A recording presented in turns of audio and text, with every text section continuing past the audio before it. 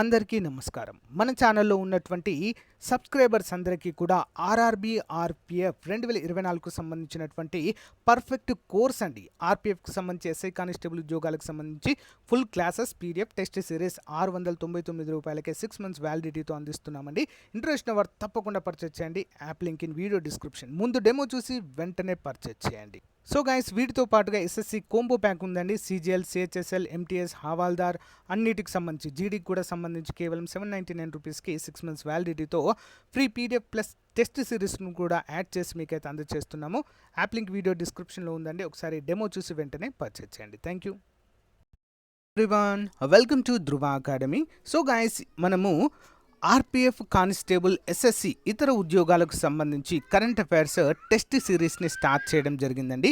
ఈ యొక్క current affairs అన్నీ మనకు జనవరి 2024 నుంచి December 2024 or up to exam వరకు అయితే ఈ సిరీస్ కంటిన్యూగా ఉంటుంది ఫ్రెండ్స్. రెగ్యులర్గా ఫాలో అవ్వండి. ఈ పీడిఎఫ్ లింక్ వీడియో డిస్క్రిప్షన్లో ఉచితంగా అందజేస్తాను. ప్రతి ఒక్కరు కూడా డౌన్లోడ్ చేసుకోండి. ఓకేనా? సో మిగతా ఇది పార్ట్ 3 అండి. ఇది అందరూ కూడా గమనించాలి. పార్ట్ 3 ఓకేనా. పార్ట్ 1 పార్ట్ 2 ఆల్రెడీ ప్లేలిస్ట్లో ప్రొవైడ్ చేశాను. పార్ట్ 3 కూడా ప్లేలిస్ట్లో ఇస్తాను. కొత్త వారు ఎవరైనా ఉన్నట్లయితే తప్పకుండా చూడండి. ఓకేనా. క్వశ్చన్ నెంబర్ 1, ఇటీవల వార్తల్లో చూసిన అల్జిమర్స్ వ్యాధి అంటే ఏంటి? అల్జిమర్స్ ఆన్సర్ ఆప్షన్ ఏ అండి. జ్ఞాపక శక్తి మరియు అభిజ్ఞ నైపుణ్యాలను ప్రగతిశీల మెదడు పరిస్థితి అండి. ఓకేనా. అంటే జ్ఞాపక శక్తిని కోల్పోయేటువంటి ఒక ప్రత్యేకమైనటువంటి వ్యాధియే ఈ యొక్క అల్జిమర్స్. మరెందుకు వార్తల్లో ఉందండి చూద్దాం. అల్జిమర్ వ్యాధి అనేది ప్రబలమైన మెదడు వ్యాధి. ఇది 60 నుంచి 80% చిత్త వైకల్యం కేసులకు బాధ్యత వహిస్తుంది. జ్ఞాపక శక్తి, ఆలోచన మరియు రోజువారీ కార్యకలాపాలనేది ప్రభావితం చేస్తుంది. 65 సంవత్సరాల కంటే ఎక్కువ వయసున్న వారిలో ఇది ఎక్కువగా ప్రభావితం చూపుతుంది. ఓకే. నెక్స్ట్ వన్, ప్రస్తుత ఆర్థిక సంవత్సరంలో భారతదేశ జీడిపి వృద్ధికి ఐఎంఎఫ్ అంచనా వేసిన వృద్ధి రేటు ఎంత? ఓకేనా. ప్రజెంట్ 2024 ఆర్థిక సంవత్సరానికి ఇంటర్నేషనల్ మానిటరీ ఫండ్ యొక్క జీడిపి అంచనా వృద్ధి రేటు ఆప్షన్స్ ఏ అండి. 6.7%. అంతర్జాతీయ ద్రవ్యనిధి ప్రస్తుత ఆర్థిక సంవత్సరానికి భారతదేశ జీడిపి వృద్ధి అంచనాలను 6.7%కి అప్గ్రేడ్ చేసింది.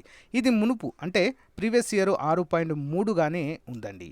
సో 40 బేసిక్ పాయింట్లు అయితే పెరగడాన్ని ఇక్కడ మనము చూడవచ్చు. ఇటీవల వరల్డ్ ఎకనామిక్ అవుట్లుక్ విడుదలలో ఈ యొక్క అంశాలను అయితే ప్రచురించడం మనము చూడవచ్చు. క్వశ్చన్ నెంబర్ 3, ఇటీవల వార్తల్లో చూసిన ministry of education AICTE investor network ప్రధాన లక్ష్యం ఏంటి? ఇటీవల వార్తల్లో ఉండండి. Ministry of education AICTE investor network అంటే ఏంటి? ఆన్సర్ ఆప్షన్ సి అండి.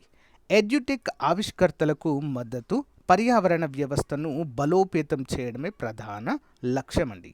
వివరాలు చూద్దాం. ఏఐసిటిఈ మరియు విద్యామంత్రిత్వ శాఖ యొక్క ఇన్నోవేషన్ సెల్ సహకారంతో ministry of education AICTE investor నెట్వర్క్ని కేంద్ర మంత్రి ధర్మేంద్ర ప్రధాన్ ప్రారంభించారు.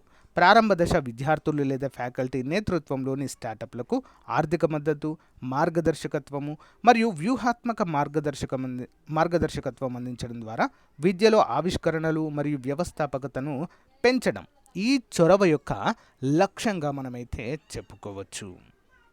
నెక్స్ట్ వన్, ఇటీవల వార్తల్లో కనిపిస్తున్న ఐఎన్ఎస్ సుధాయక్ ఎలాంటి నౌకగా చెప్పుకోవచ్చు? ఐఎన్ఎస్ సుధాయక్. ఆన్సర్ ఆప్షన్ ఏ అండి. సర్వే వేసల్ షిప్ అండి ఇది. ఓకేనా. సర్వే నిర్వహించడానికి అయితే దీన్ని ఉపయోగిస్తారు. భారత నావికాదళం తన తాజా సర్వే నౌక ఐఎన్ఎస్ సంధాయక్ను వైజాగ్లో ప్రారంభించింది. ఇది 4 సర్వేల నౌక, పెద్దదండి, శ్రేణిలో మొదటిది.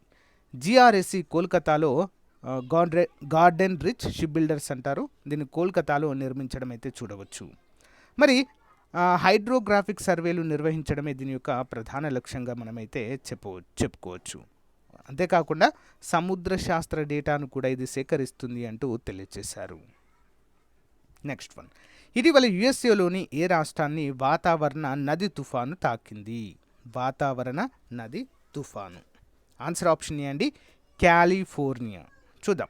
ఒక శక్తివంతమైన వాతావరణ నది తుఫాను దక్షిణ కాలిఫోర్నియా వద్దకు చేరుకుంది. ఇది ప్రాణాంతక వరదలు మరియు కొండ చర్యలు విరిగిపడే ప్రమాదం ఉంది. ఉష్ణమండలం నుండి ధృవాల వరకు 90% తేమ కదలిక కారణమైన వాతావరణ నదులు భూమి యొక్క అతిపెద్ద మంచినీటి రవాణాగా ఇవి చేస్తాయి. మరి పైనాపిల్ ఎక్స్ప్రెస్ వంటి ప్రసిద్ధి వాటిని కలిగి ఉంటాయి. ఓకేనా. మరి రాబోయే తుఫానును ఈ తీవ్రమైన తేమ మార్గాల ద్వారా ఎదురయ్యే ప్రమాదాలను ఇదైతే హైలైట్ చేయడాన్ని మనమైతే చూడవచ్చు. ఇంపార్టెంట్.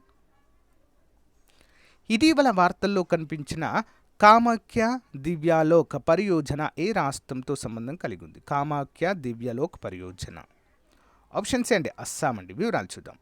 కామాఖ్య దివ్యలోక్ పరియోజన కేంద్ర ప్రభుత్వము 498 కోట్ల రూపాయల ప్రాజెక్ట్ ఇది. ఎందుకోసమండి చూద్దాం.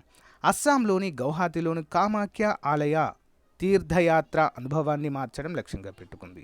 మరి అభివృద్ధిలో మౌలిక సదుపాయాలు కల్పించడమే దీని యొక్క ముఖ్యమైన అంశము. ఈ యొక్క ప్రాంతాన్ని పర్యాటక ప్రాంతంగా పెంచడమే ముఖ్యమైన అంశంగా మనమైతే చెప్పుకోవచ్చు. Next one. ఇటీవల వార్తల్లో కనిపించిన ఆల్డాబ్రా రైలు అంటే ఏంటి? ఆల్డాబ్రా రైలు. ఆప్షన్ ఏ అండి ఎగరలేని పక్షి అండి. ఇది ఆల్డాబ్రా రైలు అంటే ఏంటి? ఎగరలేని పక్షి. వివరాలు చూద్దాం. ఫ్లైట్లెస్ ఆల్డాబ్రా రైలు శాస్త్రీయంగా డ్రయోలిమ్నాస్ కువియారి ఆల్డాబ్రానస్ అని పిలుస్తారు. ఇది 1,30,000 సంవత్సరాల క్రితము అంతరించిపోయిందని భావించారు. కానీ పునరావృత పరిణామం తర్వాత మళ్ళీ కనిపించినట్లుగా అయితే తెలియజేశారండి. ఎర్రటి తల మరియు తెల్లని గొంతుతో కోడిని పోలి ఉంటుందండి. ఇది దీన్ని కోడిని. తెల్లటి గొంతు రైలు యొక్క ఉపజాతి.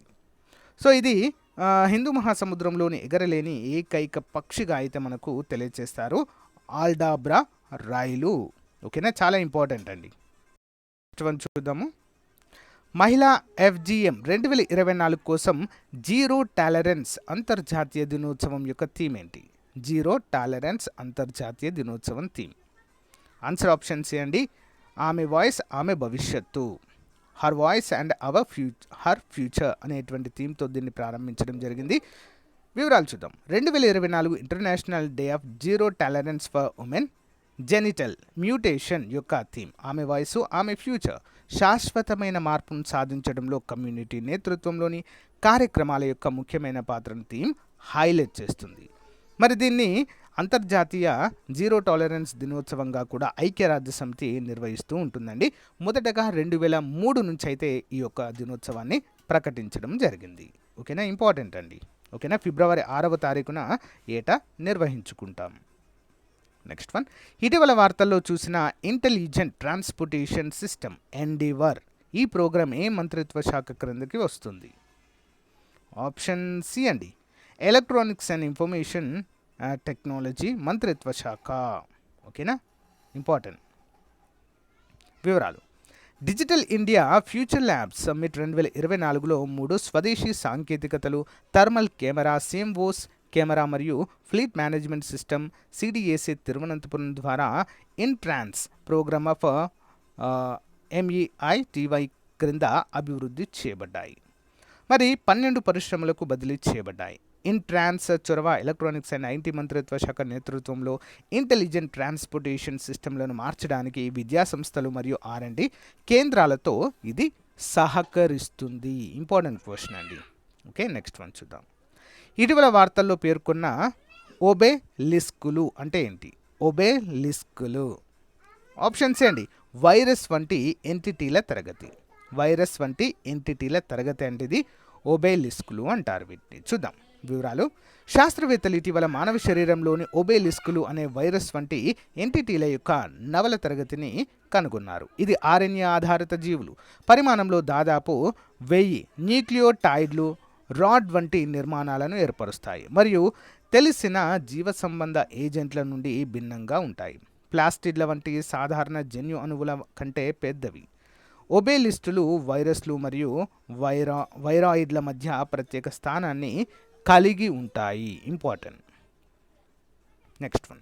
ఇటీవల మధ్యస్థ మరియు భారీ వాణిజ్య వాహనాలలో రవాణా ఇంధనంగా LNG అనే నివేదికను ఎవరు విడుదల చేశారు? ఎల్ఎన్జి లిక్విడ్ నైట్రోజన్ గ్యాస్ అండి. ఎవరు విడుదల చేశారండి? ఆన్సర్ ఆప్షన్ ఏ అండి, నీతి ఆయోగ్ మరియు నెదర్లాండ్ ఎంబసీ వారైతే దీన్ని విడుదల చేయడం జరిగిందండి. ఈ యొక్క నివేదిక చూద్దాం. నీతి ఆయోగ్ మరియు నెదర్లాండ్ ఎంబసీ గోవాలో ఇండియా ఎనర్జీ వీక్ 2024 సందర్భంగా మధ్యస్థ మరియు భారీ వాణిజ్య వాహనాలలో రవాణా ఇంధనంగా ఎల్ఎన్జీ నివేదికను విడుదల చేసింది. 2020లో ప్రారంభించబడిన సహకారము శక్తి పరివర్తనపై దృష్టి పెడుతుంది. నివేదిక భారతీయ వాణిజ్య వాహనాలలో ఎల్ఎన్జీ వినియోగం సమన్వయం సవాళ్లను పరిశీలిస్తుంది మరియు గ్లోబల్ ప్రాక్టీస్ నుంచి అంతర్దృష్టులను తీసుకుంటుంది. గ్రీన్ హైడ్రోజన్తో అగ్రగామిగా ఉన్న నెదర్లాండ్ వాతావరణ లక్ష్యాలను సాధించడంలో భారతదేశానికి సహాయం చేయాలని యోచిస్తుంది. ఇంపార్టెంట్ క్వశ్చన్ అండి. నెక్స్ట్ వన్, ఇటీవల వార్తల్లో చూసిన కలధన్ మల్టీ మోడల్ ట్రాన్స్పోర్ట్ ప్రాజెక్టులో ఏ 2 దేశాలు పాలు పంచుకుంటున్నాయి? ఏంటండి Kaladan multi modal transport project? Answer option C అండి, భారతదేశము మరియు మయన్మార్ దేశాలైతే ఇందులో భాగంగా ఉండడాన్ని మనము చూడవచ్చు. మయన్మార్ యొక్క చిన్ స్టేట్లోని పలేత్వాన్ అరకాన్ సైన్యము స్వాధీనం చేసుకోవడం భారతదేశం మరియు మయన్మార్ మధ్య కదలన్ మల్టీ మోడల్ ట్రాన్స్పోర్ట్ ప్రాజెక్ట్ సవాళ్ళను విసిరింది. ఈ ప్రాజెక్టు జాప్యాలను ఎదుర్కొంటుంది. రఖైన్ రాష్ట్రంలోని సిట్వే ఓడరేవుతో కోల్కతాను అనుసంధానించడం లక్ష్యంగా పెట్టుకుంది.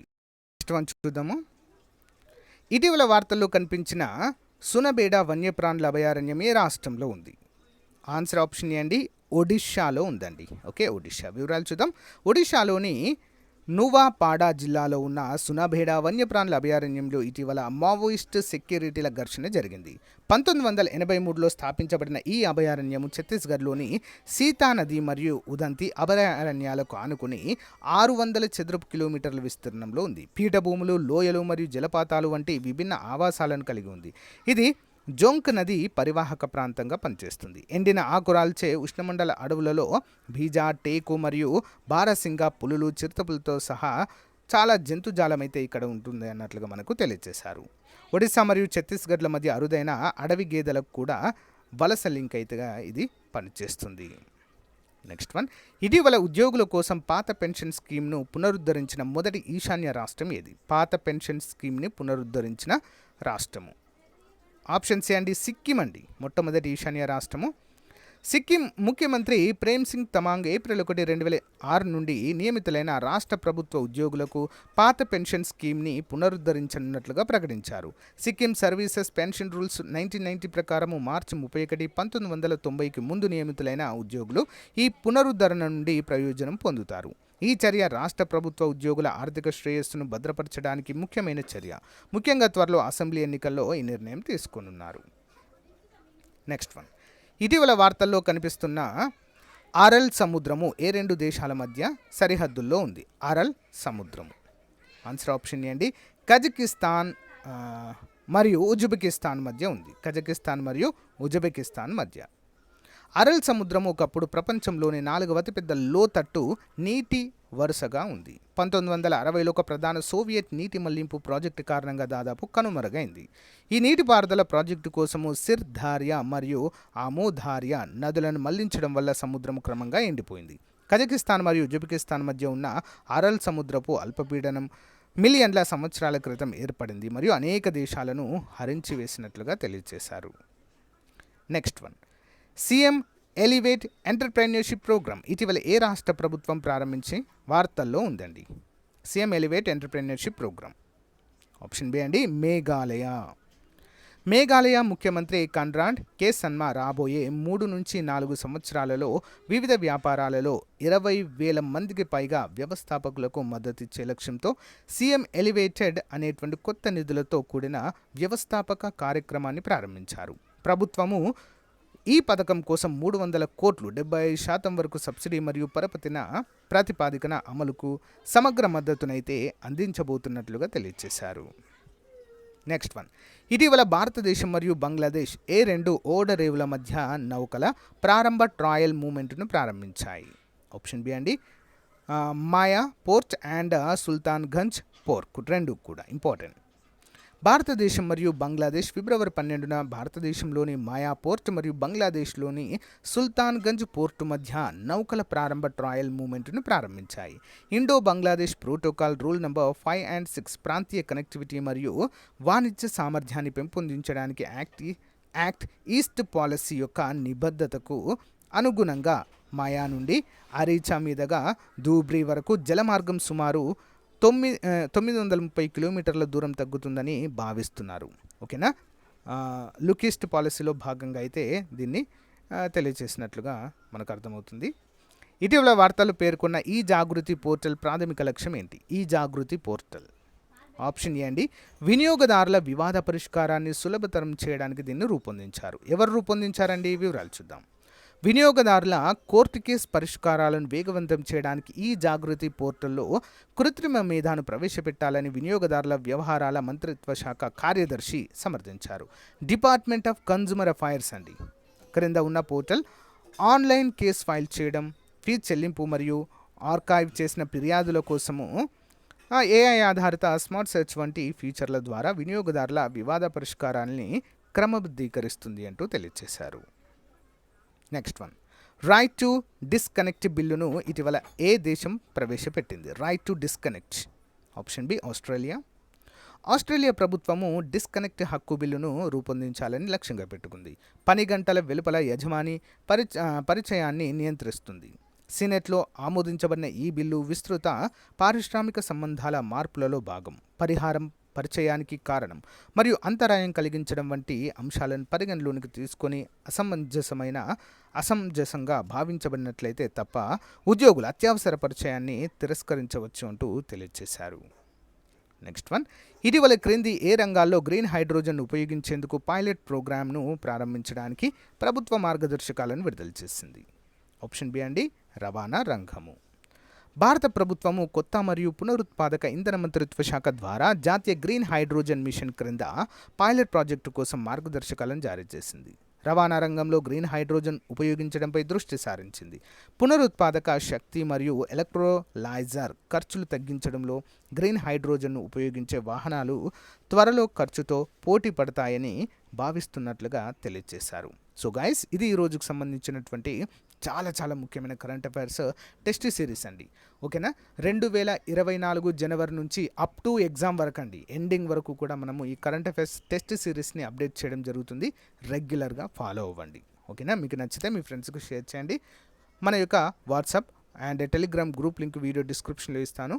జాయిన్ అవ్వండి లేటెస్ట్ అప్డేట్స్ కోసం. Thank you for support. Have a nice day. By.